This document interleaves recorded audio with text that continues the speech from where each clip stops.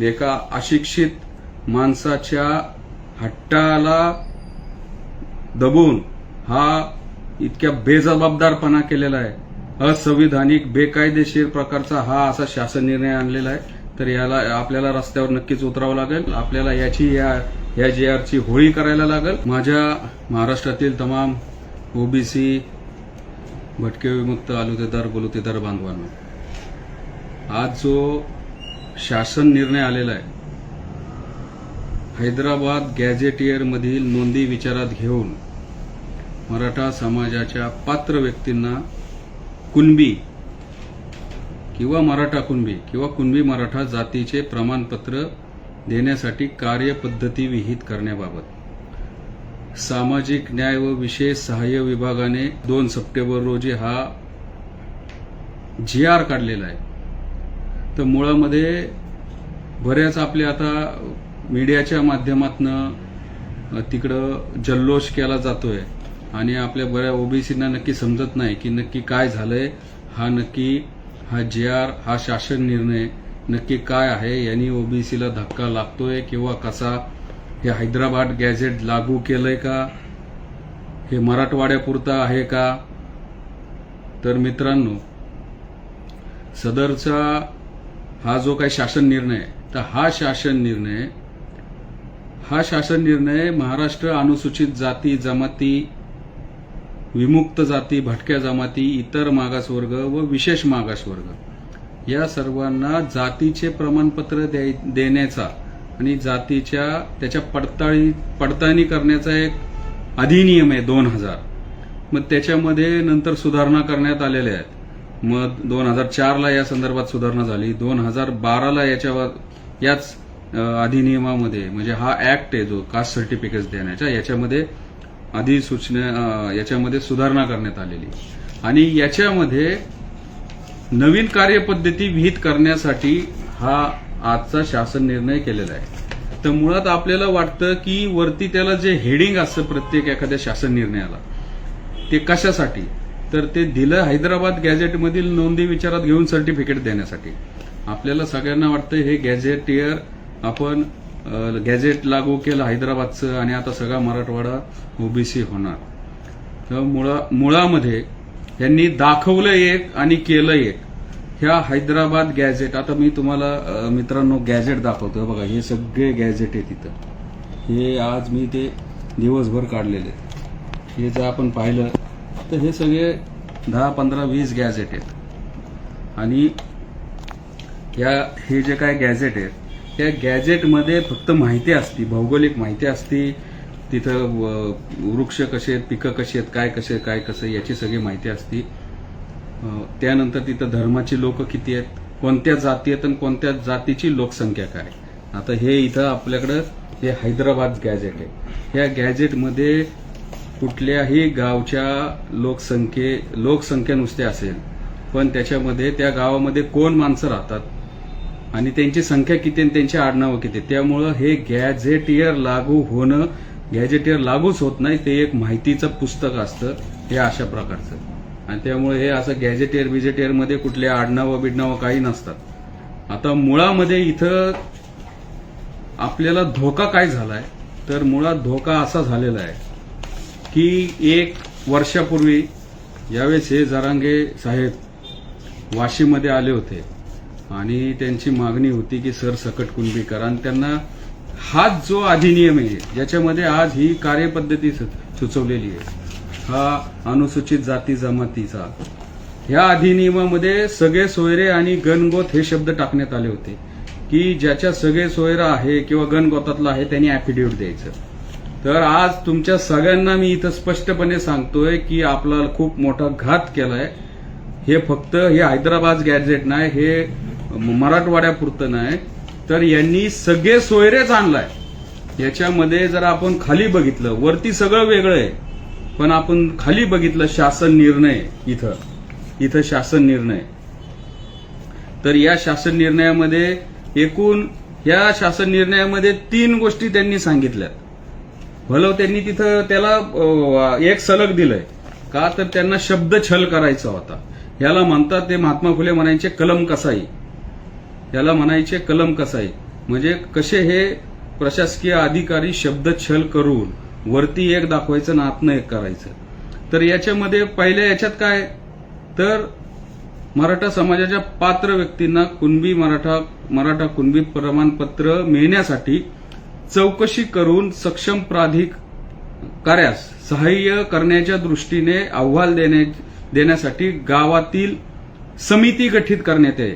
म्हणजे या शासन निर्णयामध्ये एक ही समिती गठीत करण्यात आली. ग्राम महसूल अधिकारी, ग्रामपंचायत अधिकारी, सहाय्यक कृषी अधिकारी, याच्यावर आपण नंतर येऊ.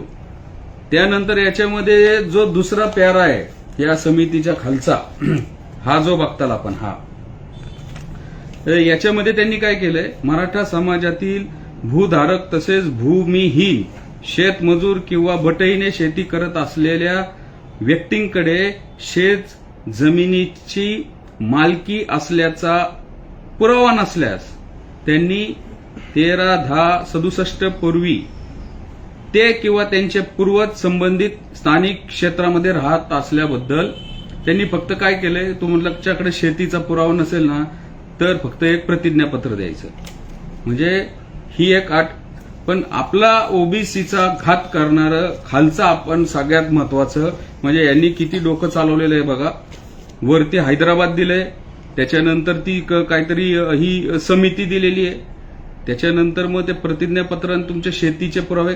त्यानंतर मूळ विषय येतो की या प्रतिज्ञापत्राच्या अधिकारी शेवटचा पॅरेग्राफ आपल्या सगळ्यांकडे जे आर आलेला असेल त्यांनी तो काढून नीट बघा. जो शेवटचा पॅरेग्राफ आहे, या प्रतिज्ञापत्राच्या आधारे दिलेल्या अनुषंगिक पुराव्याचे सक्षम प्राधिकारी यांनी स्थानिक चौकशी करून खातरजमा करावी.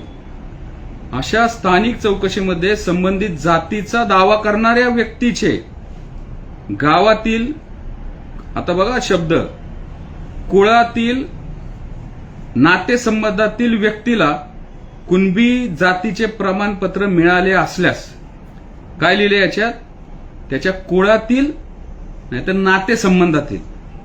म्हणजे सगळे सोयरे आणि गणगोत हा शब्द त्यांनी काढला, पण तिथं गावातलं आणि कुळातलं काढलं. म्हणजे शब्द दुसरे जरी लावले असतील तरी त्यांनी ते सगळे सोयरेचा परत हा कायदा आणलाय. सगळे सोयरेचं तरी ते त्यांनी त्यांची चूक सुधारली. सगळे सोयऱ्यामध्ये त्यांनी हरकती सूचना मागवल्या होत्या, पण इथं त्यांनी तसं केलं नाही. त्यांना माहिती हरकती सूचना मागितल्यानंतर 8 लाख हरकती ओबीसींनी दिल्यात आणि तो तसाच टांगणीला लागला. त्यामुळं त्यांनी हैदराबाद गॅजेटच्या आतमध्ये हा ओबीसीचा घात करणारा हे आपण आता ह्याच्याकडे परत जाऊया. कुणबी जातीचे प्रमाणपत्र मिळाले असल्यास व दावा करणारा व्यक्ती हा त्यांच्या नातेसंबंधातील कुळातील असून कुणबी असल्याचे प्रतिज्ञापत्र ते देण्यास तयार असल्यास तसे प्रतिज्ञापत्र घेऊन उपरोक्त नवीन गाव पातळीवर स्थानिक समिती, आता हे कोण करायचं, कास्ट व्हॅलिडिटी समिती करायची, समाज कल्याण करायचे. म्हणजे प्रतिज्ञापत्र तर द्यायचंच, त्याच्यानंतर कुणाला द्यायचं, ग्राम महसूल अधिकारी म्हणजे कोण, ग्रामसेवक. म्हणजे एवढं सोपं काम करून टाकलंय आता. वंशावळ समितीच्या साह्याने ती चौकशी करेल. त्या चौकशीच्या आधारे सक्षम प्राधिकारी अर्जदारास कुणबी जातीचा दाखला देण्याबाबत निर्णय घेतील. म्हणजे मित्रांनो, या सर्वांना आपल्याला लक्षात आलं पाहिजे की नातेसंबंध कुणाचंही कुठं लागतंय. आंतरधर्मीय विवाह होतात, आंतरजातीय विवाह होतात. कायदा कोणता आहे, SC STचा ओबीसीच्या जे कोण उमेदवार आहेत त्यांना जातीचे दाखले द्यायचा अधिनियम. म्हणजे SC ST OBC VJNT यांच्यासाठी हा बाजार होऊन जाईल. नातेसंबंध कुणाशी असतात. उद्या माझा एखाद्या अमेरिकेतल्या कुणाबरोबर तरी कुणाची सोयरीक झाली, तो नातेसंबंधातला गेला. नातेसंबंध मुळात प्रचलित नियम असे आहेत की भारतीय जी समाजव्यवस्था ही पितृसत्ताक आहे. आपल्याला वडिलांकडून जात येते, रक्त नातेसंबंधातलं पाहिजे, तो पण पॅटर्नल साईडचा. म्हणजे कुणाचा, वडील, आजोबा, आपले पंजोबा त्यांच्याकडून आपल्याला जात येते, आपल्याकडे आईकडून जात येत नाही. त्याच्यामुळं नातेवाईक आपले मामा पण असतात, आपले मावशे पण नातेवाईक असतील.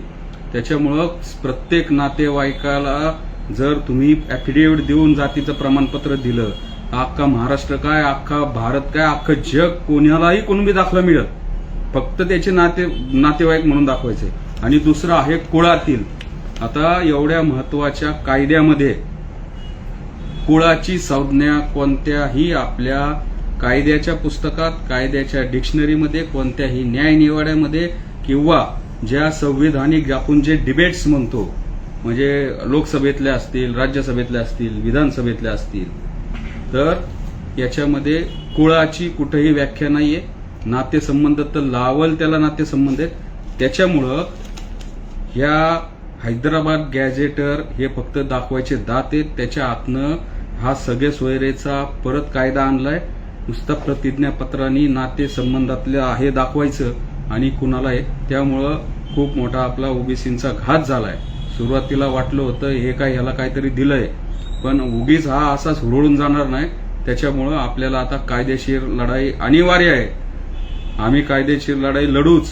हे कोर्टात तर आमचा ऑलरेडी या सगळं आपली पिटिशन दाखल आहे. याच्यामध्ये आपल्याला अमेंडमेंट करावं लागेल. उद्याच मी काय इथं लाईव्हला सगळ्या काय गोष्टी बोलत नाही, पण आता आपल्याला रस्त्यावर उतरून याचा विरोध करायला लागेल. आपल्याला या JR ची होळी करायला लागेल. या JR संदर्भात आपल्याला निवेदनं द्यायला लागतील. कसा हा आपल्या ओबीसींवर अन्याय करणारा असेल. नुसता ओबीसी नाही, याच्यामध्ये आपले SC ST आदिवासी सर्वच बांधवांच्या जातीचे दाखले असे नुसते प्रतिज्ञापत्राने वाटले जातील. त्यामुळं एवढ्या जबाबदार मंत्र्यांनी एका अशिक्षित माणसाच्या हट्टाला दबून हा इतक्या बेजबाबदारपणा केलेला आहे. असंविधानिक बेकायदेशीर प्रकारचा हा असा शासन निर्णय आणलेला आहे. तर याला आपल्याला रस्त्यावर नक्कीच उतरावं लागेल. कोर्टामध्ये तर याला आपण चॅलेंज करू. बऱ्याच जणांना काय झालं आणि काय नाही झालं याबद्दल साशंकता होती, तर मी इथं आज त्यासाठीच लाईव्ह आलेलो आहे. आणि त्यामुळे आपली भूमिका आपली स्पष्ट आहे की याने परत सगळे सोयरे हा कायदा परत आणलेला आहे. त्याला तरी हरकती मागवल्या होत्या. हा तर आता डायरेक्ट JR आहे. हा JR लागू झाला, सगळ्या ज्या त्या खात्यांकडे गेला, तर उद्यापासून लगेच प्रतिज्ञापत्रावर ऍफिडेव्हिट चालू होतील. त्याच्यामुळं आपल्याला आता ह्याला हरकतीचा आपल्याला सगळ्यांना निवेदन द्यायला लागेल. आपल्याला आंदोलनाची दिशा ठरवायला लागेल. दुसरा विषय, याच्यामध्ये बाकीच्या त्यांच्या काही ज्या मागण्या मान्य केलेल्या आहेत त्याच्यामध्ये सातारा गॅझेट ते काही 1 महिन्यानी करणार आहे किंवा काय गॅझेटचं कुणीही टेन्शन घेऊ नका. हे माझ्याकडे हे सातारा गॅझेट आहे. इथं हे सातारा गॅझेट आहे. हे गॅझेटमध्ये कुठल्याही जातीची लोकसंख्या असती, फक्त त्याच्याबद्दल थोडीशी असती, पण तिथं जे कोण कुठल्या आडनावाची माणसं आहेत आणि मग त्या या गॅझेटवरनं कुणाला दाखले, एकाला पण दाखला मिळू शकत नाही.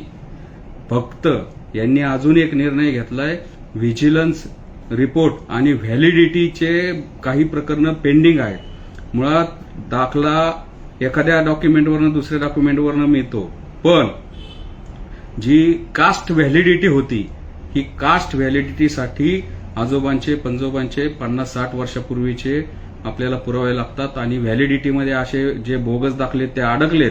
पण यांनी या सगळ्या या आंदोलनाच्या ह्याच्यातनं दबावातनं त्या राधाकृष्ण विखे पाटलांनी आता ते निर्णय घेतलाय की जे व्हॅलिडिटी राहिलेले ती व्हॅलिडिटी 1.5 का 2 महिन्यामध्ये ते सगळ्यांना देण्यात यावी. ते आपल्यासाठी ते एक धोक्याचं आहे. तो एक आपल्यासाठी विचार करण्यासारखा विषय आहे. कारण की ज्यांच्याकडे खरंच दाखले नाहीयेत त्यांना ती व्हॅलिडिटी दिली जाणार आहे पटापट. त्यामुळे त्याला पण आपल्याला विरोध करायला लागेल. आणि सर्वात महत्वाचं म्हणजे हा जो शासन निर्णय आहे, हा शासन निर्णयामध्ये नाव हैदराबाद गॅझेटरचं असेल. कुठल्या शासन निर्णयामध्ये असा इतिहास नसतो. त्यांनी हे असं सगळं केलंय, पण शेवटच्या पॅरेग्राफमध्ये त्यांना जे साधायचं होतं याचाच अर्थ हे सरसकटच झालेलं आहे. आणि हा सगळे सोयरेचाच कायदा आलेला आहे, फक्त त्यांनी शब्द बदललेले आहेत. त्याच्यामुळं नक्कीच आपलं याच्यातनं नुकसान आहे. आपल्याला या संदर्भामध्ये लवकरात लवकर मी ऑलरेडी आपली याचिका आहे, त्याच्यामध्ये फक्त अमेंडमेंट करावी लागेल किंवा सेपरेट आपल्याला करायला लागली तरी, आणि याला नक्कीच आपण कोर्टामध्ये आव्हान देऊ. प्लस आपल्याला रस्त्यावर उतरायला लागेल. सरकारने हे जे काही केलंय याला आपल्याला आपल्या दलित आदिवासी बांधवांना, SC ST बांधवांना समजून सांगायला लागेल.